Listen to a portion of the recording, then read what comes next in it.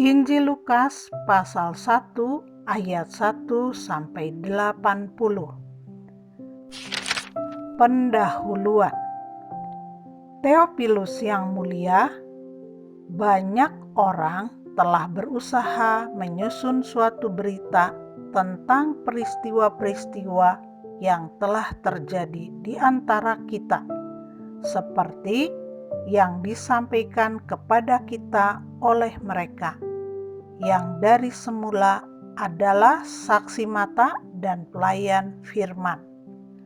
Karena itu, setelah aku menyelidiki segala peristiwa itu dengan seksama dari asal mulanya, aku mengambil keputusan untuk membukukannya dengan teratur bagimu, supaya engkau dapat mengetahui bahwa segala sesuatu yang diajarkan kepadamu sungguh benar.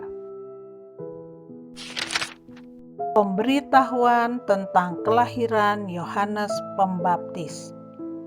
Pada zaman Herodes, Raja Yudea, adalah seorang imam yang bernama Zakaria dari rombongan Abia. Istrinya juga berasal dari keturunan Harun, namanya Elisabet. Keduanya adalah benar di hadapan Allah dan hidup menurut segala perintah dan ketetapan Tuhan dengan tidak bercacat.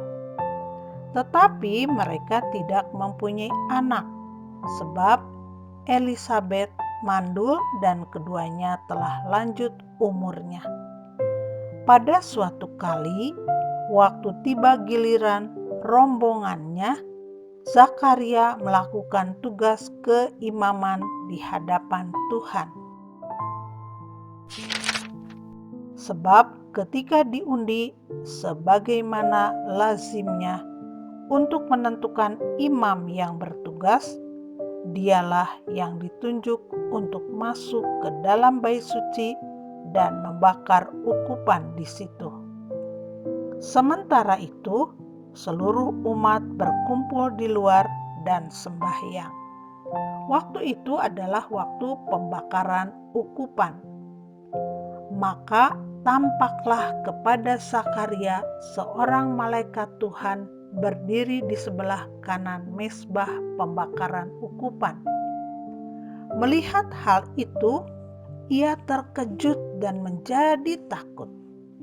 Tetapi malaikat itu berkata kepadanya, "Jangan takut, hai Zakaria, sebab doamu telah dikabulkan, dan Elisabet, istrimu, akan melahirkan seorang anak laki-laki bagimu, dan haruslah engkau menamai dia Yohanes.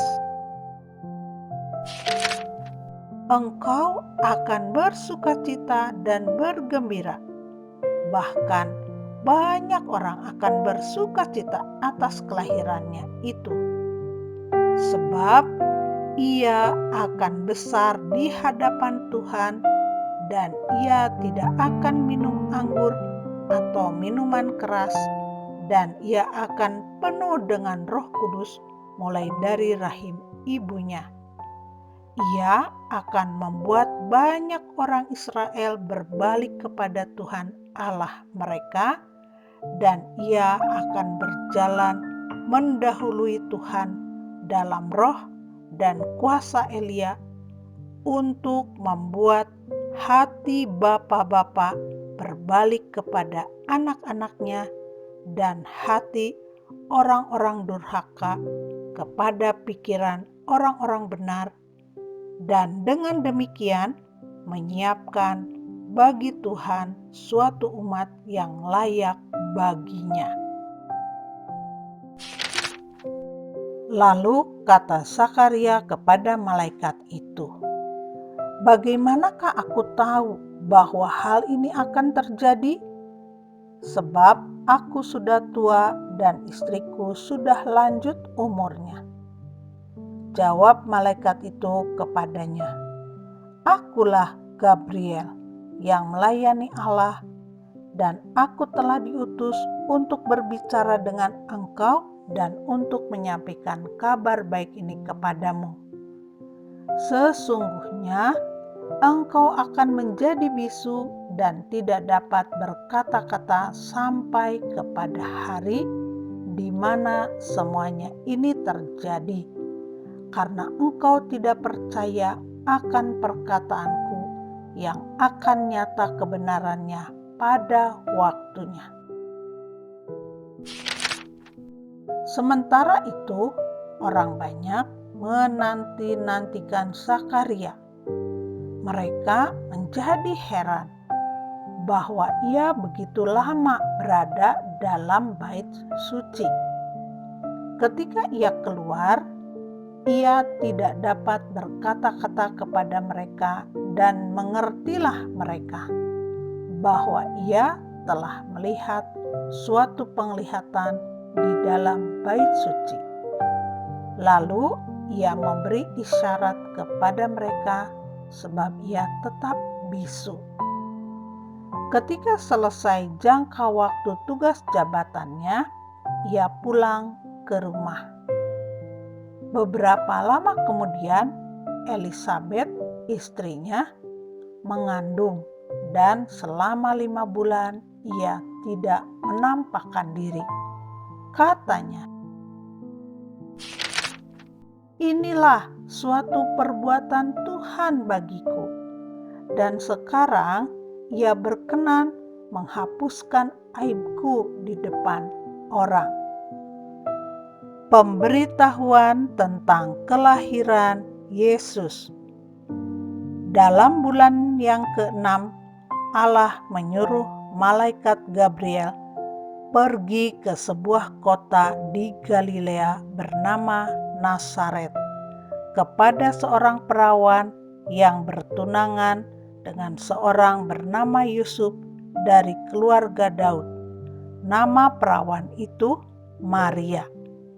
Ketika malaikat itu masuk ke rumah Maria, ia berkata, "Salam, hai engkau yang dikaruniai, Tuhan menyertai engkau."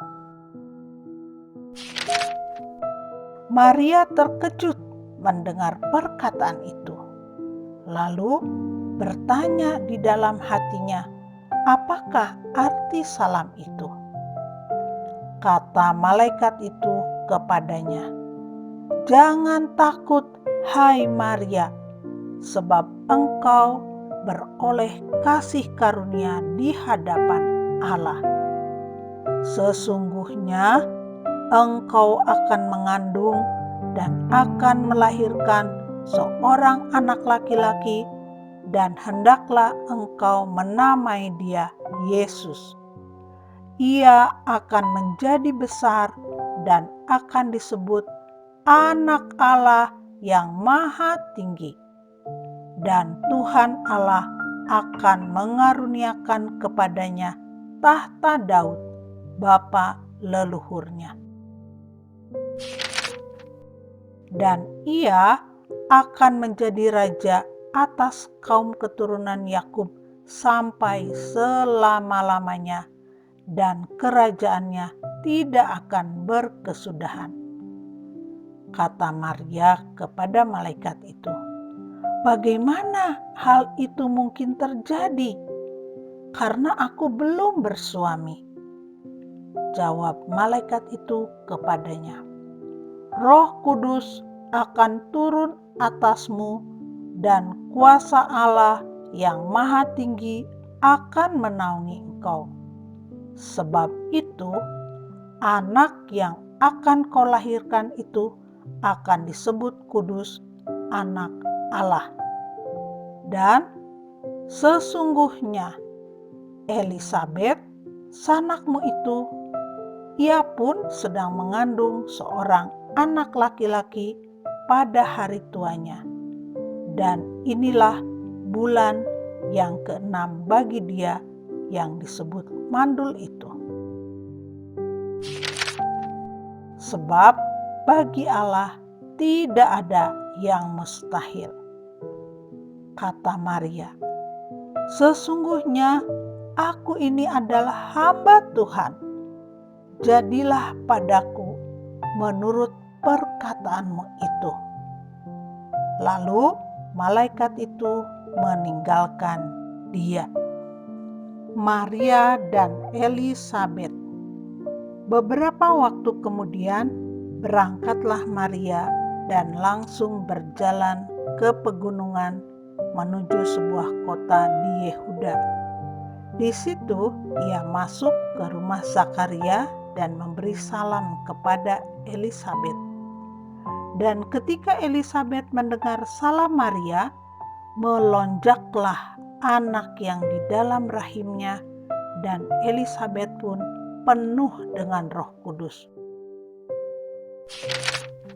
Lalu berseru dengan suara nyaring, "Diberkatilah engkau di antara semua perempuan, dan diberkatilah buah rahimmu. Siapakah aku ini sampai ibu Tuhanku datang mengunjungi aku? Sebab sesungguhnya ketika salammu sampai kepada telingaku, anak yang di dalam rahimku melonjak kegirangan. Dan berbahagialah ia yang telah percaya, sebab apa yang dikatakan kepadanya dari Tuhan akan terlaksana." Nyanyian pujian Maria. Lalu kata Maria, "Jiwaku memuliakan Tuhan, dan hatiku bergembira karena Allah Juru Selamatku. Sebab Ia telah memperhatikan kerendahan hamba-Nya. Sesungguhnya, mulai dari sekarang, segala keturunan akan menyebut aku berbahagia, karena Yang Maha Kuasa telah melakukan perbuatan-perbuatan besar kepadaku, dan namanya adalah kudus.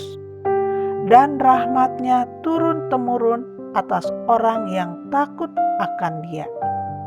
Ia memperlihatkan kuasa-Nya dengan perbuatan tangan-Nya dan mencerai-beraikan orang-orang yang congkak hatinya.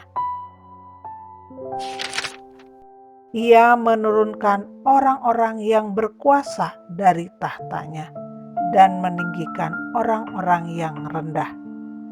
Ia melimpahkan segala yang baik kepada orang yang lapar dan menyuruh orang yang kaya pergi dengan tangan hampa.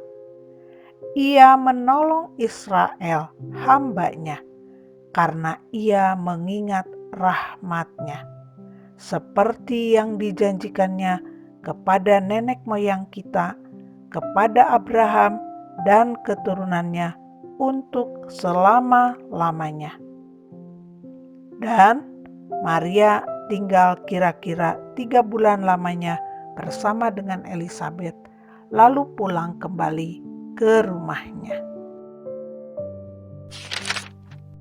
Kelahiran Yohanes Pembaptis.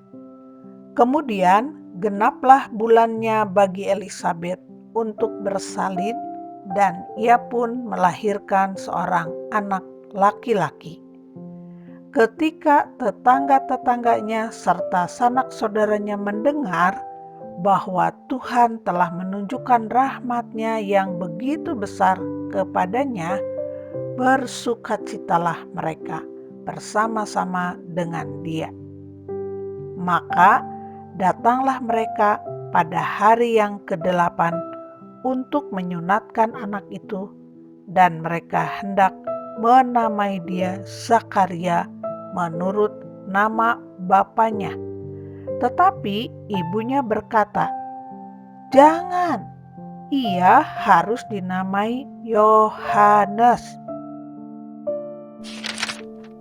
Kata mereka kepadanya, "Tidak ada di antara sanak saudaramu yang bernama demikian."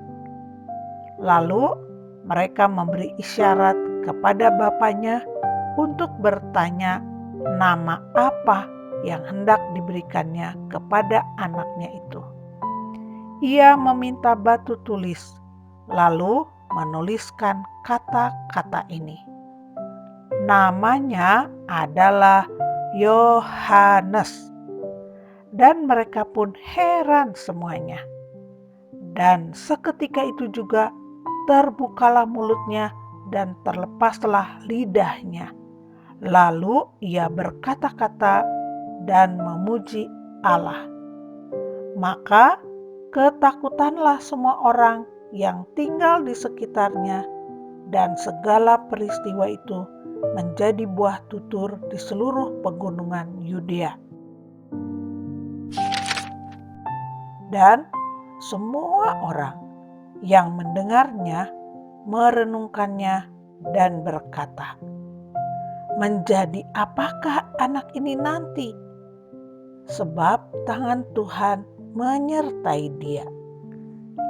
Nyanyian pujian Sakaria.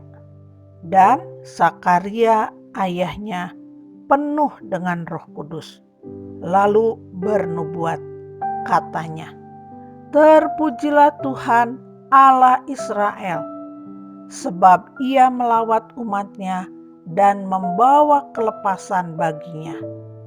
Ia menumbuhkan sebuah tanduk keselamatan bagi kita di dalam keturunan Daud hambanya itu, seperti yang telah difirmankannya sejak purbakala oleh mulut nabi-nabinya yang kudus,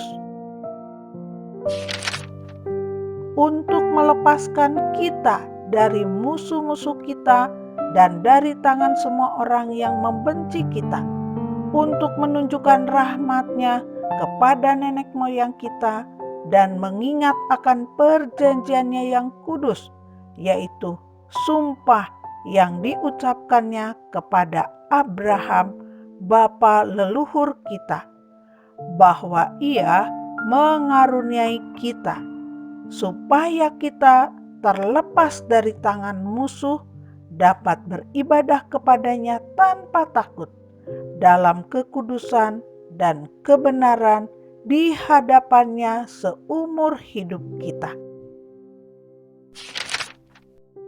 Dan engkau, hai anakku, akan disebut Nabi Allah yang Maha Tinggi, karena engkau akan berjalan mendahului Tuhan untuk mempersiapkan jalan baginya, untuk memberikan kepada umat-Nya pengertian akan keselamatan yang berdasarkan pengampunan dosa-dosa mereka, oleh rahmat dan belas kasihan dari Allah kita, dengan mana Ia akan melawat kita, surya pagi dari tempat yang tinggi, untuk menyinari mereka yang diam dalam kegelapan dan dalam naungan maut, untuk mengarahkan kaki kita kepada jalan damai sejahtera.